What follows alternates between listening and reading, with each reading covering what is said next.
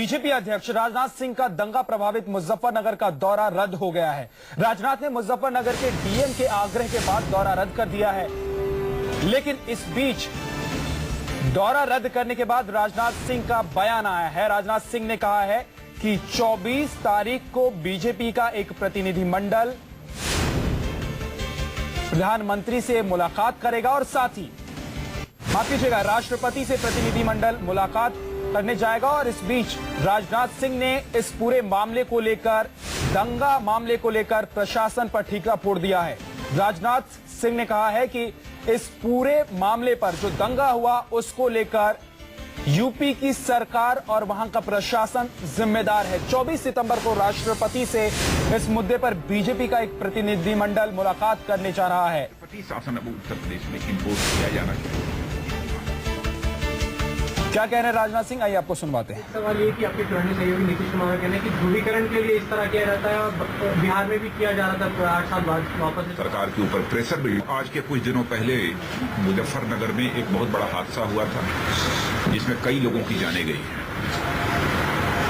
और कई लोगों की जान माल की भी बहुत बड़ी क्षति हुई है। इसीलिए मैंने फैसला किया था कि आज के दिन मैं जाऊंगा और जो भी ऐसे पीड़ित परिवार हैं उनसे मैं संपर्क करूंगा और वहां की स्थिति का मैं जायजा लूंगा। आज मेरे साथ हमारे भारतीय जनता पार्टी के राष्ट्रीय उपाध्यक्ष श्री सत्यपाल जी मलिक और हमारे भारतीय जनता पार्टी उत्तर प्रदेश के विधानमंडल दल के नेता श्री हुकुम सिंह जी भी साथ हमारे जाने वाले थे। दोनों लोग हमारे साथ यहां पर दिल्ली में मौजूद हैं। उद्देश्य केवल यही था वहां शांति स्थापना की लोगों से अपील करना और क्या जान माल की क्षति हुई है इसका जायजा लेना और साथ ही साथ उसके बाद सरकार से अनुरोध करना, सरकार के ऊपर प्रेशर बिल्डअप करना कि उसकी सही तरीके से क्षतिपूर्ति की जानी चाहिए। लेकिन शासन और प्रशासन ने मुजफ्फरनगर जाने पर पूरी तरह से रोक लगा दी।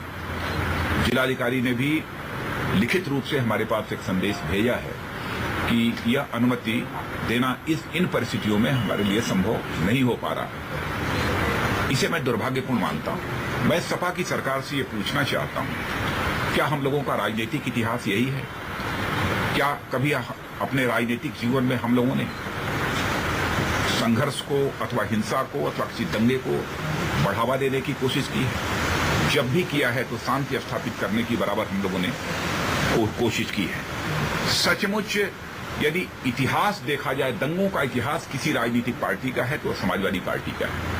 जब जब समाजवादी पार्टी की सरकार आती है तब तब उत्तर प्रदेश में सांप्रदायिक दंगों का सिलसिला प्रारंभ हो जाता है। और जो एक स्टिंग ऑपरेशन हुआ है एक चैनल के माध्यम से और जो तथ्य सामने आए हैं उससे भी पूरी तरह से यह बात स्पष्ट हो गई है कि यह दंगा जो हुआ है यह स्वतः स्फूर्त नहीं है, बल्कि इस दंगे के पीछे शासन में भी, सरकार में ही बैठे हुए लोगों का हाथ है। यह पूरी तरह से स्पष्ट हो चुका है।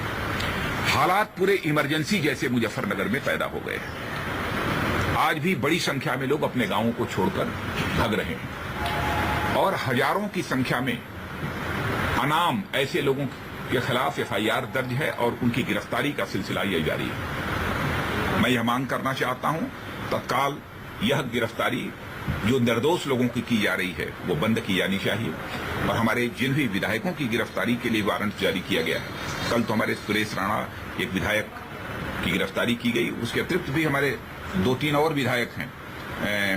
ये श्री हुकुम सिंह जी, उनके नामों की पूरी जानकारी आपको देंगे।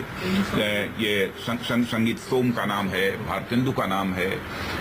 ऐसे कुछ विधायक हैं जिनके खिलाफ भी वारंट जारी किया गया है। मैं समझता हूं कि अपने काले कारनामों पर पर्दा डालने के लिए उत्तर प्रदेश सरकार के द्वारा यह एक कोशिश की जा रही है। हम लोगों ने यह फैसला किया है कि 24 तारीख को हम महामहिम राष्ट्रपति महोदय से मिलेंगे, जिसमें हमारे उत्तर प्रदेश के भारतीय जनता पार्टी के सभी विधायक भी मौजूद रहेंगे।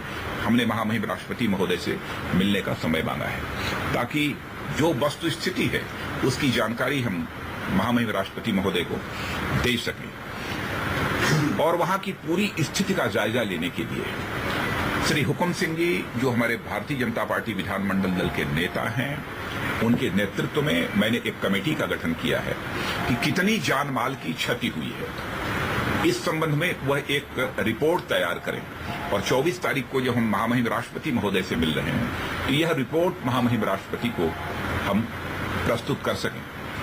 इसके लिए एक कमेटी बनाई है, उसकी भी आपको जानकारी मुझे देनी थी। और इस समय हमारे साथ मुजफ्फरनगर से ही कई बार से लगातार जो विधायक होते रहे ऐसे श्री हुकुम सिंह जी भी मौजूद हैं।